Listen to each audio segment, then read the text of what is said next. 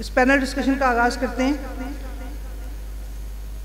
शौकत वासी साहब का कुलियात 4 जिल्दों में आप सबके सामने है और किसी भी तख्लीक़कार का या साहिब इल्म का जब सारा काम सामने आता है तो उसकी जहाद का सही तौर पर अंदाज़ा हो पाता है। शौकत वासी साहब के इस कुलियात से हमें पता चलता है कि उन्होंने कितना काम किया था। तो ये सेशन ख़ास तौर पर मुख्तस किया गया है उनके तराजुम पर और उनकी नज़्म निगारी पर, और जो मेरा ख़्याल है कि एक दूसरे के साथ इंटर रिलेटेड हैं। बाज़ औक़ात महसूस होता है कि उनके तर्जमे की ज़ुबान उनकी नज़्म से मुतासर है और कई औक़ात ये महसूस होता है कि उनका तर्जमा उनकी नज़्म की बुनत उनके तराजुम की वजह से हुई है। तो इसी बारे में हम बात करेंगे। मैं आगाज़ सबसे पहले करूँगी डॉक्टर सादत सईद साहब से। मुझे अब्बास साबरी साहब का एक शेर याद आता है कि जो कहा तो ग़ालिबन उन्होंने तर्जुमे के लिए नहीं था, मगर इस मौके पर बरमहल महसूस होता है। कहते हैं कि जिससे पूछें तेरे बारे में यही कहता है, जिससे पूछें तेरे बारे में यही कहता है, खूबसूरत है वफ़ादार नहीं हो सकता। तो सर साहब, आपका क्या ख्याल है कि शौकत वासी साहब के तराजुम खूबसूरत तो हैं, वफ़ादार भी हैं या नहीं हैं? और तर्जुमे में ये ज़रूरी होता है कि मतन को बुनियाद बनाया जाए और सिर्फ मफ़हूम, मतन का मफ़हूम ही ना हो, मतन की जो साख्तियात है वो भी सामने आए। तो उन्होंने ये काम बड़ी खुश उसलूबी से किया और जो 7 किताबों के तर्जुमे उन्होंने किए हैं और उन सब का ताल्लुक़ जो है वो शायरी से है। तो बुनियादी तौर पर वो शायरी के तराजुम हैं और शायरी के तराजुम एक शायर से बेहतर और कौन कर सकता है। मुझे ये तर्जुमे पढ़ते हुए ऐसा लगा, क्योंकि ज़ाहिर है कि मैंने इनके जो ओरिजिनल टेक्स्ट हैं वो भी देखे हुए हैं और अंग्रेज़ी में देखे हुए हैं, क्योंकि इनमें से दूसरी ज़ुबानों के भी तराजुम हैं। तो या मसलन जैसे तर्जुमा है गीतांजलि है, तो ज़ाहिर है कि वो अंग्रेज़ी में ही उन्हें मिली तो फिर उन्होंने उसका तर्जुमा किया। और इसी तरह से क्रिस्टोफर मार्लो का जो है डॉक्टर फाउस्टस, वो भी वो इब्तदाई चूँकि किताब है अंग्रेज़ी अदब में, तो वो उन्होंने उसका तर्जुमा किया। लेकिन बाकी जो हैं वो दूसरी जर्मन ज़ुबान से कुछ किताबें हैं और उनका वो तो उन्होंने तर्जुमा किया। तो मेरा ये ख़्याल है कि तर्जुमा करते हुए, चूँकि वो एक शायर के तौर पे भी तर्जुमा कर रहे थे, तो उनकी अब अपना सेल्फ और अपनी शायरी का जौहर वो भी उसमें नुमायाँ हुआ है। क्योंकि अक्सर ये होता है कि शायरी के तर्जुमे नसर में किए जाते हैं और वो नसर निगार कर रहे होते हैं, तो वो जो शायरी का इम्पैक्ट तर्जुमे पर होना चाहिए वो नहीं होता।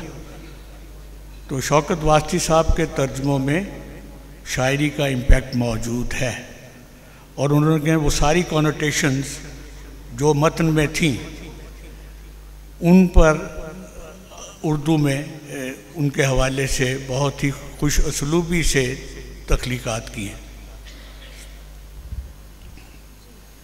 इसी बात को आगे बढ़ाएंगे कि मैं काशिफ मंसूर साहब से सवाल करूंगी कि कहा जाता है कि शायरी का तर्जुमा तो मुमकिन ही नहीं है, तो आप क्या समझते हैं कि शायरी के तराजुम किए और आलमी क्लासिक के तराजुम किए और बड़े तवील नज़में हैं जिनको पढ़ना एक हौसले का काम है, उसका तर्जुमा कर देना और मंजूम तर्जुमा करना, तो इसके बारे में आप क्या राय रखते हैं कि वो एसेंस उसमें ट्रांसफ़र हो सका या नहीं हो सका?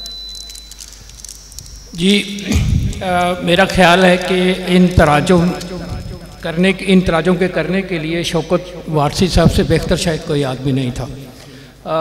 तर्जुमा ज़्यादा से ज़्यादा एक बात गश्त ही होती है और उस बात गश्त के लिए भी आपके अंदर एक ख़ास तरह का हुनर और मुख्तलिफ़ ज़ुबानों का जो इल्म है वो लाजमी है। तो शौकत वारसी साहब को जितनी भी हमारी मेन ज़ुबानें हैं सब के ऊपर अबूर था। ज़ाहिर है उर्दू में उन्होंने तराजुम किए, अंग्रेज़ी के वो उस्ताद भी थे और फ़ारसी भी बड़ी उम्दा जानते थे। इसके अलावा कई इलाकाई ज़ुबानें भी जो है वो उनसे बखूबी वाकिफ़ थे। और अदब की जितनी भी रिवायत है अदबियात आलिया की, वो उनके साथ जुड़े हुए थे। इतना गहरा आदमी था और उन्होंने एक जगह खुद लिखा है कि नसर में जो तर्जुमा है वो अपनी मानवियत अक्सर खो देता है, लेकिन मंजूम शाहकारों का तर्जुमा मंजूम करने से कम से कम उनकी गनायत बाकी रहती है। तो ये हम बदरजा उत्तम देखते हैं शौकत वारसी साहब के इन 7-8 तराजुम में। और सच्ची बात यह है कि ये हैरान कुन काम है, इतना बड़ा काम है कि यो सारी ज़िंदगी या एक पूरा इदारा और उसके जितने भी लोग हैं वो बैठे तो तब वो कर सकते हैं। इतने बड़े शाहकार, पहले उनको पढ़ना इतना मुश्किल काम है, और ना सिर्फ पढ़ना बल्कि बार बार उनका तर्जमा करना। उन्होंने शुरू में दिवाचे में लिखा है कि मैंने जब पैराडाइज लॉस्ट का तर्जमा किया तो मेरे एक दोस्त ने मुझे कहा कि ये थोड़ा सा इसमें जो बहर है वो अपने हिसाब से कर दिया है, तोड़ फोड़ दिया है इसको समझाने की खातिर। तो उन्होंने फिर दोबारा नए सिरे से तर्जमा किया। एक तो उनका पैशन था, और फिर जो शाहकार वो उनके दिल के करीब थे, फिर वो जिस हलके में रहते थे, अहबाब में होते थे, वो भी उनको तरगीब व तशवीक देते थे। इस बिना पर यह मुमकिन हुआ कि वो इतना उम्दा तर्जमा कर सकते। और ये मंजूम तर्जमा ही है जो इंतहाई मौसर भी होता है, जो कारी की या सामे की उसकी तस्कीन करता है। और ये आम आदमियों के लिए मेरे ख्याल में नहीं है, ये उस बंदे के लिए जिसका अदबी पस मंज़र हो, और उसके अलावा वो लोग जो वाक़तन पढ़े लिखे हैं और अदबियात का जो है वो तकाबुल भी करते रहते हैं। तो मैं ये समझता हूँ कि शौकत वारसी भरपूर तरीके से कामयाब रहे हैं। और इस हवाले से आखिरी बात कि उन्होंने उर्दू के दामन को इंतहाई हद तक वसी कर दिया। जी, तराजुम के बारे में कहा तो यही जाता है कि किसी ज़बान की तरक्की और तरवीज के लिए तर्जमा बहुत ज़रूरी है, क्योंकि उससे ना सिर्फ ये कि नए अल्फाज बल्कि पुराने अल्फाज को नए तरीके से इस्तेमाल करने का ढंग भी एक ज़ुबान में आता है, और नए असालीब उससे तराजुम के ज़रिए से एक ज़ुबान की दामन को मज़ीद वसी करते चले जाते हैं। तो अब मैं बात करूँगी हमारे अज़ीज़ साहब से। हमारे अज़ीज़, आप ख़ुद भी ट्रांसलेटर हैं, आपने अंग्रेज़ी में तर्जमे आपने शुरू कर रखे हैं। जॉन एलिया के शायरी ही का आप तर्जमा करते हैं, उम्दा शायर भी हैं। कई ज़बानों में आपकी शायरी के तराजुम भी हो चुके हैं, जिसमें ग़ालिबन रूसी ज़बान भी शामिल है। तो आप जब शौकत वारसी के तराजुम को देखते हैं तो ख़ुद एक शायर होने के नाते और ख़ुद शायरी का एक तर्जमा करने वाले के नाते आप क्या समझते हैं कि आप शौकत वारसी के तराजुम के बारे में क्या राय रख सकते हैं? बहुत शुक्रिया डॉक्टर साहिबा for a very generous introduction. और मैं सबसे पहले शुक्रगुज़ार हूँ जनाब अब्बास ताबिश साहब का कि उन्होंने इज़्ज़त बख्शी कि ऐसी कदावर शख्सियात के साथ हमें बैठने का मौका दिया। डॉक्टर सादत सईद साहब के साथ बैठना इटसेल्फ ही मेरे लिए बहुत ही ऑनर की बात है। मेरा ख़्याल है कि जिस तरह शौकत वारसी साहब का एक शेर है कि जनू सकून खिरत इस्तराब चाहती है, तबीयत आज नया इनकलाब चाहती है। तो उनके यहाँ जो एक तख्लीकी इस्तराब है ना, वो नज़र आ रहा है जब वो ये तर्जुमा कर रहे हैं, क्योंकि ये एक नॉर्मल ट्रांसलेटर का काम नहीं है, ये कोई नॉर्मल ट्रांसलेशन नहीं है, ये अदब आलिया है। ये वो वली नज़में हैं जिन्होंने कई सदियों तक जिनका इन्फ्लुएंस जो है वो कई कल्चर्स पे, कई ज़बानों पर कायम है और आने वाले वक्तों तक कायम रहेगा। डिवाइन कॉमेडी की ही अगर हम बात कर लें तो ये उर्दू में जिस तरह से उसका मंजूम तर्जुमा जो शख्स कर रहा है, वो उसकी एक डिवाइन रिस्पॉन्सिबिलिटी से वाकिफ़ है। यानी वो उसके लिए वो महज एक literature for the sake of literature नहीं है, बल्कि वो शायद कहीं एक स्पिरिचुअल लेवल पे उसको देख रहा है। और ये ज़ाहिर है मेरी ओपिनियन है, चूँकि मैं समझता हूँ कि एक शायर जब ट्रांसलेशन का काम करता है शुरू, तो कहीं ना कहीं कभी ना कभी उसकी अना भी सामने आ जाती है। मतलब क्योंकि वो खुद शायर है, लेकिन उसको वो बैलेंस भी रखना है। यानी कि जिस तरह बोरखेज़ ने बड़ी अच्छी बात कही थी ना कि original is unfaithful to the translation. Doctor साहब, कि original is unfaithful to the translation, कि कभी कभी ऐसा होता है कि ट्रांसलेशन ही को वो मकाम मिल जाता है शायद वो जो उसको बियॉन्ड कर देता है। तो ये बहरहाल एक बैलेंस रखना होता है। तो वास्ती साहब के यहाँ मेरा ख्याल है कि ये बैलेंस बहुत खूबसूरती से नज़र आ रहा है। ज़ाहिर है हमारा रेफरेंस तो वो इंग्लिश ट्रांसलेशंस हैं जो हमने देखी हैं, लेकिन अगर सिर्फ डिवाइन कॉमेडी की हम बात करें 14th सेंचुरी में जब ये लिखी गई और उस वक्त से लेकर अब तक इसके 200 से ज़्यादा ट्रांसलेशंस इंग्लिश में हो चुके हैं। अब ज़्यादातर वो तर्जुमे जो हैं वो ब्लैंक वर्स में हैं या फ्री वर्स में भी हैं और कुछ प्रोज ट्रांसलेशंस भी हैं। जिस फॉर्म में वो लिखी जा रही है उस फॉर्म को कहा जाता है तीरजा रीमा, यानी 3 मिसरों वाला वो एक बंद होता है इटालियन में, और ये दांते ने ही खुद उन्हीं की इख्तरा थी ये फॉर्म। तो जब वास्ती साहब उर्दू में उसी फॉर्म को मद्देनज़र रखते हुए तर्जुमा कर रहे हैं, वो उसमें तमाम मतलब जो हम काफ़िया अल्फाज हैं उसका ख्याल रख रहे हैं, तो मेरा ख्याल है कि वो उस फॉर्मल स्ट्रक्चर के साथ भी जो हैं वो लॉयल नज़र आ रहे हैं, सिर्फ मज़ामीन के साथ ही नहीं। और ये एक बहुत बड़ी बात है और ये सबसे बड़ा चैलेंज भी है शायरी के ट्रांसलेटर्स के लिए कि उस फॉर्म के साथ भी वो लॉयल रहें और उसकी शेरियत को, उसकी मौसीकियत को भी वो समझते हों और उसको किसी और ज़बान में मुंतकिल करने का जज्बा और ताकत रखते हों। अच्छा, शौकत वासी साहब ने खुद भी तवील नज़में लिखी और जैसे सफ़रनामे भी, अगरचे कि वो उतने तवील तो नहीं हैं, लेकिन सफ़रनामा एक ऐसी सिर्फ समझा जाता है कि जिसको नसर से मखसूस कर दिया गया है या मखसूस है वो, तो उन्होंने उनको मंजूम अंदाज में, और ये बड़ी मेरे लिए ख़ास तौर पर जब मैंने पढ़ा इन सफ़रनामों को तो मेरी बड़ी नई चीज़ मुझे लगी और बड़ा मज़ा भी आया कि सफ़रनामे भी मंजूम लिखे जा सकते हैं और बड़े शानदार। तारीख़दान भी थे शौकत वासी। ये मेरा सवाल सभी से है जो भी इसका जवाब देना चाहे, सलाह आम है यारान नुक्तादान के लिए, बल्कि बारी बारी दे ही दें। तो अफजाल अहमद सैयद ने एक जगह लिखा था कि शायरी मैंने ईजाद की। अगर यही बात शौकत वासी के लिए मैं कहना चाहूँ तो मैं ये कहूँगी कि शायरी उन्होंने तारीख़ की। तो आप क्या समझते हैं कि उनका जो तारीख़ का इल्म है और जो तवील नज़्म का उनका एक रचाव है वो तर्जमे की वजह से उनकी नज़्म में आया या उनकी नज़्म की बुनत की वजह से तर्जमे में गया?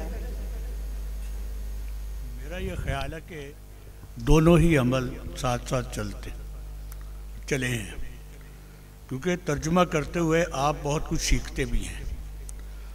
जब शौकत वास्ती साहब का जो सफ़र है वो शुरू होता है अदब के से, और फिर दरमियान में जोश मिले आबादी के ग्रैंड स्टाइल और फिर पूरी रवायत जो है उर्दू शायरी की वो उनके अंदर रची हुई है। तो जब भी वो तर्जुमा करते हैं तो जाहिर है कि वो तर्जुमा जो है वो तर्जुमे से ज़्यादा ये लगता है कि जैसे तबाज़ाद हो रहा है, और जब तर्जुमा तबाज़ाद हो रहा हो तो आप समझ लेना चाहिए कि तर्जुमा करने वाला कामयाब हो गया है। अब 2 तर्जुमों की मैं मिसालें देता हूँ आपको। एक नौतर्ज मुरस्सा का तर्जुमा जो किस्सा 4 दरवेश का तर्जुमा जो नौतर्ज मुरस्सा के नाम से मीर अता हुसैन खां तहसीन ने किया, और वो डिटो जो फ़ारसी थी उसे उन्होंने उर्दू में भी फ़ारसी ज़दा ज़ुबान में उन्होंने वो तर्जुमा किया। लेकिन मीर अमन ने भी उसी किताब का तर्जुमा किया, किस्सा 4 दरवेश का, और वो बागो बहार के नाम से मशहूर हुआ, और वो बिल्कुल तबाज़ात है, यानी तर्जुमा है लेकिन तबाज़ात है। तो मेरा ये ख़्याल है कि इसी तरह से शौकत वास्ती साहब के जो तर्जुमे हैं वो तबाज़ात हो गए हैं उनके शायर होने की वजह से भी, और उसके अलावा जो वफूर है उनके अंदर जज्बात का, और जो इल्म है उनके पास, और जो तारीख़ है उनके पास, और जो ज़ुबान पर उनका अबूर है वो, उसकी वजह से ये सारा कुछ हुआ। मसलन मैं एक तर्जुमा पढ़ते हुए मुझे यूँ लगा कि उन्होंने उसमें वो शेर बयान किया है जो सुबह के हवाले से, अगर रसूल ना होते तो सुबह काफ़ी थी, तो वो भी उस तर्जुमे के अंदर उन्होंने शामिल कर दिया है। इसी तरह से कोई कुरानी आयत है वो भी उसमें आ जाती है, तो वो एक वफूर है उनके अंदर, ताकि वो जो बात है वो पूरे तौर पर वो लोगों तक पहुंच भी जाए, सिर्फ तर्जुमा ना हो। काशिफ, आप इस बात पर क्या जवाब देंगे? जी, मेरा ख्याल है कि डॉक्टर साहब ने बिल्कुल, ये ऑन माइक, डॉक्टर सादत सईद साहब ने इस पे बिल्कुल ठीक बात की है। उनका जो तसव्वुर तारीख़ था वो हमें उनकी शायरी में भी नज़र आता है और वो उनके तराजुम में भी नज़र आता है। हकीकत ये है कि ये सारी चीज़ें बेवक्त वक्त वो अपनी तख्लीकी भट्टी में पिघलाते थे।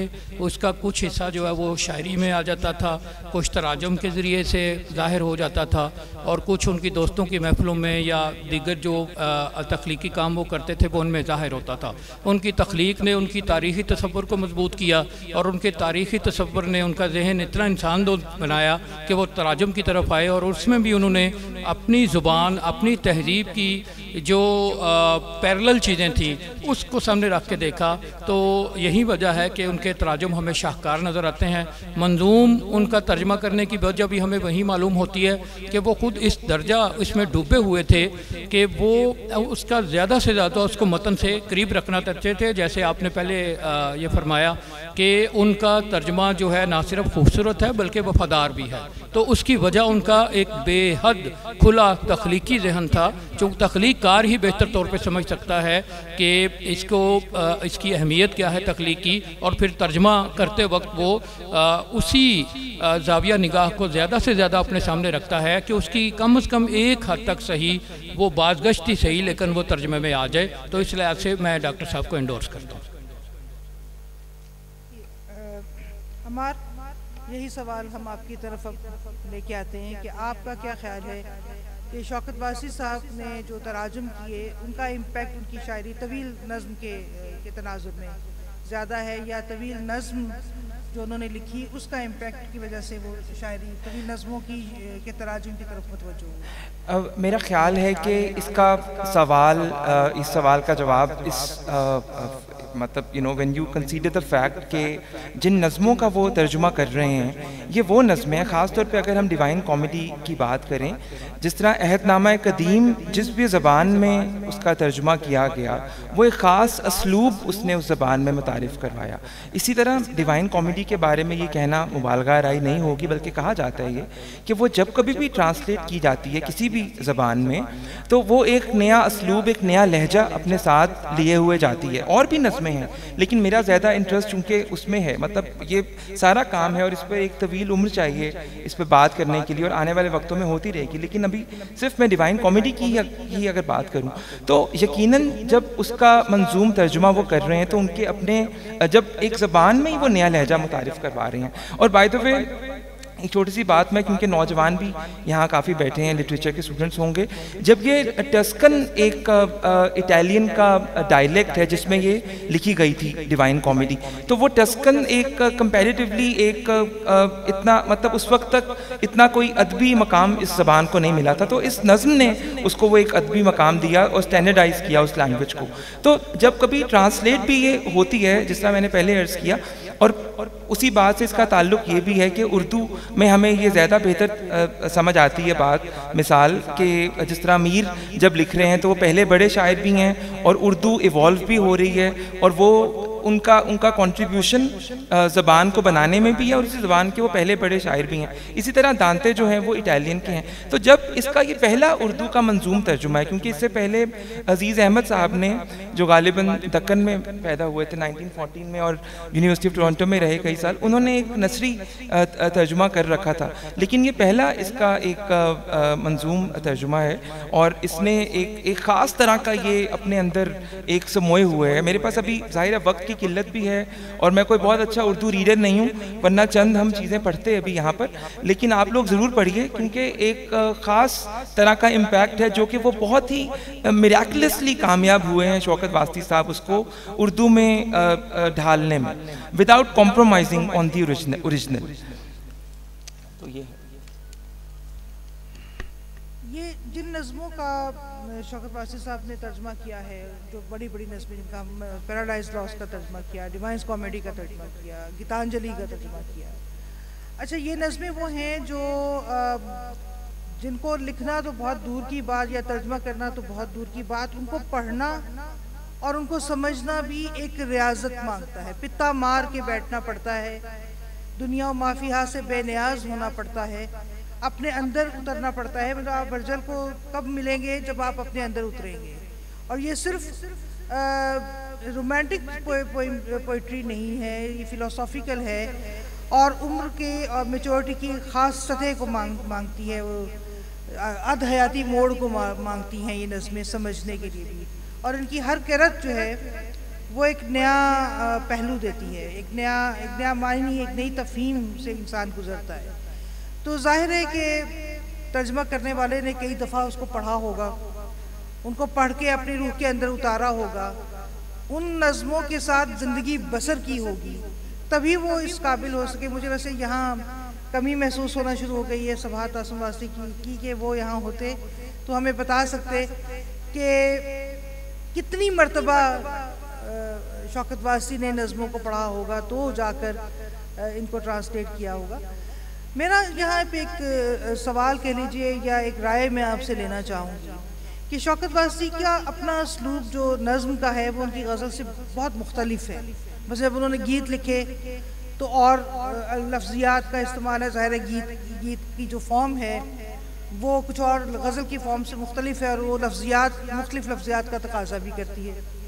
फिर जब हम उनकी नज़मों को देखते हैं तो मसलन 11 सितंबर पे नज़म हमें मिलती है, कायद-ए-आज़म की वफ़ात के ऊपर हमें नज़म मिलती है, हमें उस हौलनाक वाक़े की याद उनकी नज़मों में मिलती है, तवील नज़म में जो 1947 में हमारे बुज़ुर्गों ने देखे। यानी मैं बहुत एहतियात से ये बात कहती हूँ कि फसादात पर मुख्तसर कमेंट, शेरी कमेंट तो मैंने पढ़े हैं, ये मेरी कम इल्मी हो सकती है। मुख्तसर नसरी कमेंट भी, तख्लीकी नसरी कमेंट भी मैंने पढ़े हैं, तवील भी पढ़े हैं, नसर में तवील तकसीम पे बातचीत। लेकिन शौकत वासी ने जो नज़म लिखी वो मेरे लिए बिल्कुल एक नई चीज़ थी कि तकसीम के और फसादात के मंजरनामे को जिस उम्दगी से उन्होंने नज़म किया है और जिस शिद्दत से नज़म किया है वो मेरे लिए बिल्कुल नई बात थी। मगर उसमें असलूब बिल्कुल मुख्तलिफ है। गज़ल का शौकत वासी और है, गीत का और है, नज़म तवील नज़म का शौकत वासी और है।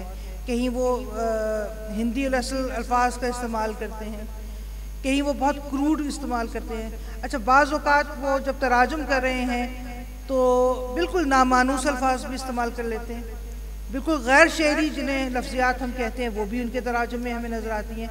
और शाहिद हमीद साहब एक मिसाल और हैं जिन्होंने नसरी तराजुम किए थे, तो जैसे ब्रदर्स कामज़ोफ़ का या दूसरे तराजुम उन्होंने किए, प्राइड एंड प्रेजुडिस का किया, तो वहाँ उन्होंने हाशिए भी दिए कि कोई शहर आ गया है बीच में तो वो नीचे हाशिए में लिखा है कि ये शहर क्या था, कोई नाम आ गया है तो उसका तलफ़ुज़ क्या होगा वो नीचे हाशिए में दिया, या कोई वाक़या बयान हुआ है किसी जगह पे तो उसका हवाला पूरा जो है वो दिया। तो ये जो मुख्तलिफ असलूब और लिखने के तरीके हैं ये उनके तराजुम की असर पजीरी में किस हद तक मामूल साबित होते हैं?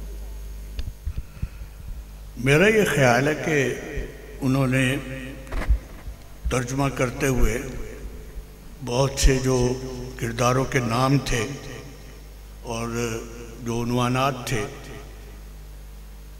उन्हें उर्दुआया है। यानी ये एक ख़ास बात है ताकि वो तर्जुमा जो है वो रचा हुआ महसूस।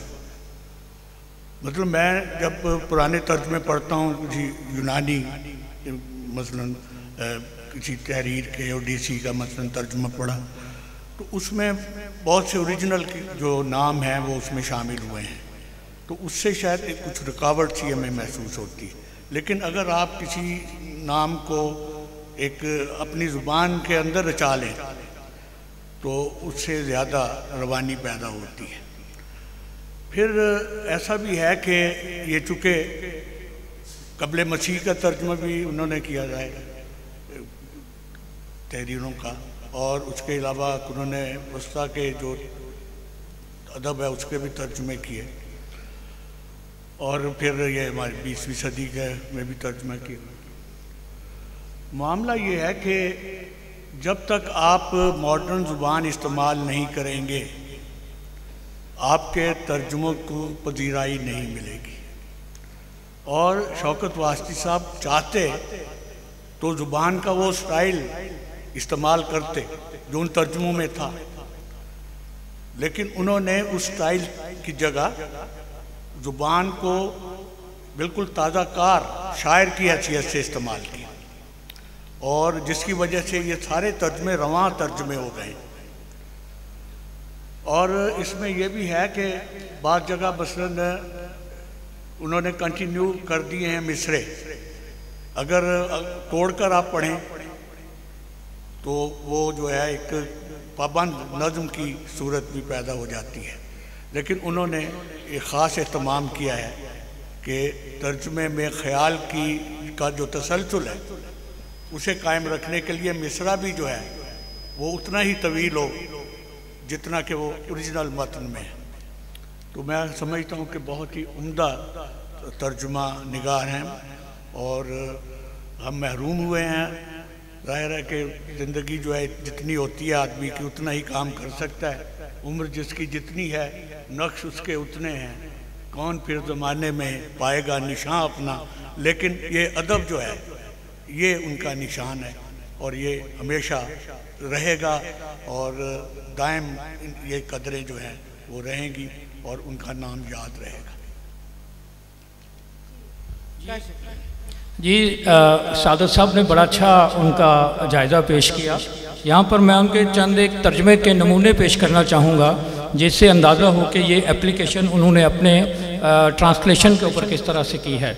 जैसे दो मिसालें हैं, पैराडाइज लॉस्ट है, फिर दो से गुमगश्ता। बहिश्ते ज़बत शुद वा गुजार कर हम पर के तेरे साथ खुदाया मसालेहत हो जाए। इसी तरह से है, हाय इंसान की पहली सरताबी, फल वो मकरूह पेड़ का यानी सम असर जायका, कि जिसके सबब मौत दुनियाए दू में आन बसी, वाए हरमा नसीबा अपनी हाथ से जन्नत अदन भी गई। तो ये पैराडाइज लॉस्ट या गीतांजलि के अलावा जो दीगर शाहकार तराजुम उन्होंने किए, उसमें उर्दू, अरबी और फ़ारसी की अदक किस्म की इस्लाहात उन्होंने इस्तेमाल की, जो उनके ख़्याल में सबसे मौजू थी और उन मतलब को वो बेहतरीन तरीके से बयान कर सकती थी। मगर जब वो गीतांजलि का तर्जमा करते हैं तो वो हिंदी के बड़े सुबक किस्म के अल्फाज भी वो इस्तेमाल करते हैं, उसी की फ़ज़ा में वो रहते हुए तर्जमा करते हैं। इसकी एक दो छोटी छोटी मिसालें कि कहते हैं, टैगोर की जो गीतांजलि का बिल्कुल सरनामा है, देखो रंगा रंग चमक दमक से मौसीकी नूर के सांचे में ढली नाच रही है।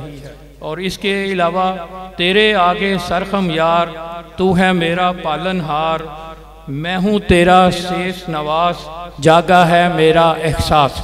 तो इसमें पालनहार और शेष नवास और इसी तरह से बहुत सारी मिसालें हैं कि उनकी फ़िज़ा में वो गए हैं या उसके इकोसिस्टम में वो गए हैं। और उसी तरह से जिस तरह आपने भी इस तरफ इशारा किया कि नज़्म का जो शौकत वारसी है वो और है, अपनी गज़ल का वो और है, तराजिम का वो और है, और तराजम में भी वो उस फ्लेवर को देखता है जिस फ़िज़ा में वो नज़में तख्लीक हुई। तो ये एक बहुत बड़ी क्वालिटी है कि वो सरापा अदब थे, दिन रात वो अदबी और इल्मी मशागल में गुजारते थे, बल्कि उनमें जीते थे। यही वजह है कि उन्होंने वही फ़ज़ा इंतहाई कामयाबी से बरकरार रखी है, जो जिसका सबूत हमें हर सफ़े पे मिलता है। और मैं इसको भी मज़ीद एंडोर्स करूँगा कि एक तरबियत याफ्ता अदबी मिजाज ही इन सारी जो निगारशात हैं उनकी, चाहे वो तख्लीकी काम हो या उनके तर्जमे का काम हो, वही फ़ायदा उठा सकता है कि जो अच्छे तरीके से उनके बैकग्राउंड से भी वाकिफ़ हो और उसका अपना भी इस तरह से बैकग्राउंड हो। इससे महजूज होने के लिए एक यानी उम्दा अदबी तरबियत की ज़रूरत है। आप बिल्कुल सही फरमा रहे हैं कि इन तराजुम से महजूज होने के लिए भी कारी का तरबियत याफ्ता होना भी ज़रूरी है। अगर ऐसा नहीं तो शायद वो ज्ञान ना मिल सके जो ये तराजुम देते हैं। बस आखिरी वक्त की चूँकि हमारे पास बहुत किल्लत है, तो आखिरी कमेंट के लिए मैं अमार अजीज़ की तरफ आती हूँ। बहुत शुक्रिया डॉक्टर साहिबा। जिस तरह से आपने दुरुस्त फरमाया कि उनकी शख्सियत के, तख्लीकी शख्सियत के कई पहलू हैं और हर जगह हमें एक मुख्तलिफ उनका अंदाज़ नज़र आ रहा है। और ये कोई इतनी इसमें कोई हैरानी की बात इसलिए नहीं है क्योंकि बड़ा तख्लीकार ऐसा ही होता है। जिस तरह जॉन ने एक जगह लिखा है कि शायरी एक दोहरा इंसान चाहती है कि अंदर का कुछ और है, वो बाहर का इंसान कुछ और है। मेरा ख्याल है कि ट्रांसलेटर जो है शायरी का, वो मल्टीपल पर्सनैलिटीज़ उसको चाहिए होती हैं, वो शश जिहाद में बटा होता है। क्योंकि अगर तो वो, क्योंकि शायद असगर साहब इस बात से एग्री करें कि एक कामयाब अदबी तर्जुमा वही है जिसमें वो ट्रांसलेटर नज़र ना आए। It requires the absence of the translator. वो इरेजर ज़रूरी है, क्योंकि अगर ट्रांसलेटर नज़र आ रहा है तो वो तो फिर बात ही नहीं है। वहाँ टैगोर नज़र आना चाहिए, वहाँ पे दांते नज़र आना चाहिए, वहाँ पे जिस भी शायर का तर्जुमा किया जा रहा है वही उसका ही असलूब नज़र आना चाहिए आपकी ज़बान में। इसीलिए वास्ती साहब एक बड़े ट्रांसलेटर हैं, क्योंकि वो उसकी रूह को कैप्चर करने में कामयाब हुए हैं। उर्दू में कम मिसालें मिलती हैं। नसर में एक नाम मुझे याद आ रहा है, सगीर मलाल साहब का, जिन्होंने काफका को, बोरखेस को और सार्थर को जब ट्रांसलेट किया अफसानों को, तो वो कहीं ना कहीं उसकी वो एक जो उसका एक रूहानी कर्ब है इन राइटर्स का, वो कैप्चर करने में कामयाब हुए। हालांकि ये बात समझना ज़रूरी है कि ये दोहरा तर्जुमा है। अनफॉर्चुनेटली जितना भी ट्रांसलेशन हमारे यहाँ किया जाता है वो यानी अंग्रेज़ी के अलावा बाकी ज़बानों से वो इनडायरेक्ट है। पहले वो अंग्रेज़ी में किया जा रहा है, फिर हमारे यहाँ आ रहा है। उसके बावजूद जो है वो एक बड़ी बात है कि ट्रांसलेटर उसकी असल रूह को कैप्चर करने में कामयाब हो, जो कि शौकत वास्ती साहब नज़र आते हैं करते हुए। क्योंकि दो ही ऑप्शंस हैं हमारे मतलब ट्रांसलेटर के पास कि या तो वो कारी का ख्याल करे कि भाई रीडर क्या पढ़ेगा, या फिर वो उस ऑथर का ख्याल करे। Either we can leave the writer in peace and move towards the author, or we can leave the author in peace and move towards the reader। तो मेरा ख्याल है वास्ती साहब ने यकीनन उन ऑथर्स को ही जहन में रख के कि अगर वो तर्जुमा पढ़ते तो वो उनको दाद देते, वही किया, इसलिए ये बड़ा तर्जुमा। बहुत शुक्रिया। बहुत शुक्रिया अमर। यही हम अपने इस सेशन का इख्तिताम करते हैं और साथ ही हम अपना अगला सेशन भी शुरू करेंगे, क्योंकि ये सेशंस मुख्तसर वक्त के लिए हैं। हम चाहते हैं कि जो कुछ वक्त हमने तवील इफ्तिताही सेशन के लिए लिया था उसको कंपनसेट कर सके यहाँ पे। तो आप सभी मेहमानों का शुक्रिया।